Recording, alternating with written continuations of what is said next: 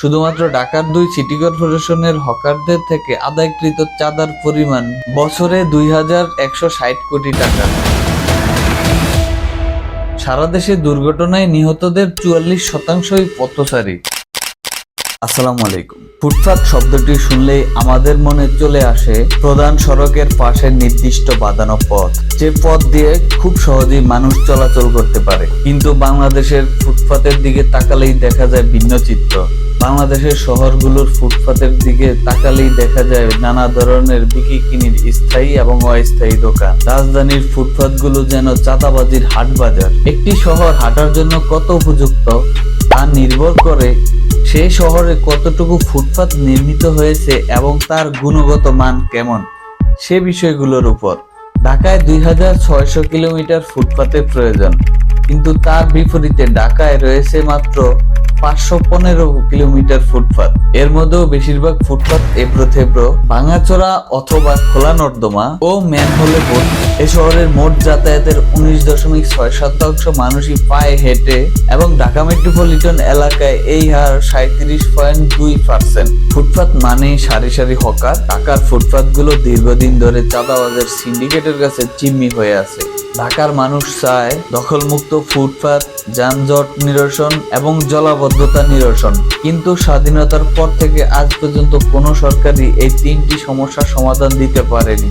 রাজধানী ঢাকা থেকে শুরু করে দেশের অন্যান্য সকল শহরে সবখানেই ফুটপাতে ব্যবসা করে ক্ষুদ্র ও মাঝারি ব্যবসায়ীরা। এর ফলে জনগণের চলাচলের জায়গায় এমনভাবে অস্থায়ী দোকানগুলো স্থায়ী হয়ে যাচ্ছে যে পরবর্তীতে তাদেরকে উচ্ছেদ করতে গেলেও প্রশাসনের বিভিন্ন ঝামেলায় পড়তে হয়। সড়কের জায়গা ব্যবহার করে প্রতিনিয়ত ভাড়া তোলে প্রভাবশালীরা। এছাড়া প্রতিদিন স্থানীয় রাজনীতিবিদ এমনকি আইন শৃঙ্খলা বাহিনীর সদস্যরাও কোথাও কোথাও কোটি কোটি টাকা চাঁদা আদায় করছে এই ফুটপাত থেকে। রাস্তায় বসার জন্য হকার থেকে প্রতিদিন মোটা অঙ্কের টাকা নেয় স্থানীয় প্রভাবশালীরা। অবৈধভাবে বসা এই হকারদের নিয়ন্ত্রণ করে এক ধরনের লাইনম্যানেরা। বুয়েটের দুর্ঘটনা গবেষণা ইনস্টিটিউট ARI এর হিসেবে সারা দেশে দুর্ঘটনায় নিহতদের 44%ই পথচারী। আর যদি শুধুমাত্র ঢাকা শহরের হিসেব করেন তাহলে এই সংখ্যাটা গিয়ে দাঁড়ায় 47%।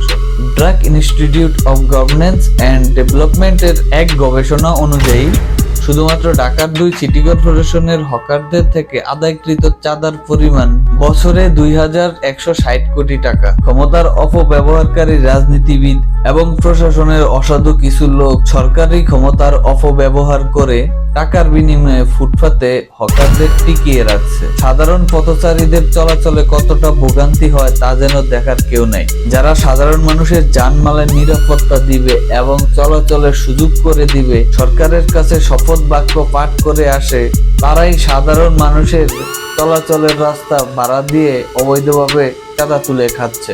ঢাকার ভিআইপি এলাকাগুলো দেখা যায় ফুটপাতে ভ্রাম্যমান হকারদের। উত্তরা, গুলশান, বারিধারা, বনানী, ধানমন্ডিতে ভ্যানে করে হকাররা বিকিকিনি করছে।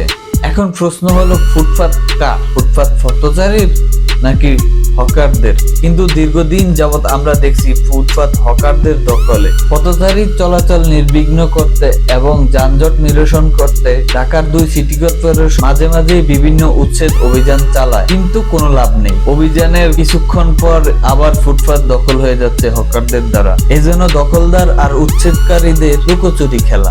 এর একটা বিহিত হওয়া দরকার। সাধারণ মানুষ মনে করে পুলিশ এবং সিটি কর্পোরেশনের মধ্যে সমন্বয়ের অভাব আছে। এই দুটির মধ্যে সমন্বয় করে একটি পরিকল্পনা গ্রহণ করলে হয়তোবা এই সমস্যার সমাধান করা যেতে পারে। সেই সমন্বিত উদ্যোগের দিকেই তাকিয়ে আছে রাজধানীবাসী। চাঁদাবাজদের চাঁদাবাজি রুখতে ও ফুটপাত দখলমুক্ত করতে সংশ্লিষ্ট সকল পক্ষ সম্মিলিত উদ্যোগ নিলে অবশ্যই ঢাকার ফুটপাত দখলমুক্ত করা সম্ভব। ফুটপাত ও সড়ক দখলমুক্ত করতে সরকারের প্রতি অনুরোধ জানাচ্ছি, সড়ক ও মহাসড়কগুলোতে 1 ইঞ্চি জায়গাও যেন দখল হতে না পারে সে ব্যবস্থা গ্রহণ করা হোক। যানজট যে কতটা ভয়াবহ হতে পারে সেটা ঢাকাবাসী দেখেছে। রাস্তা দখলের কারণে যেন যান চলাচল ব্যাহত না হয় সে বিষয়ে সরকারের সজাগ থাকা উচিত। সবাই ভালো থাকবেন, আমার জন্য দোয়া করবেন। আসসালামু আলাইকুম।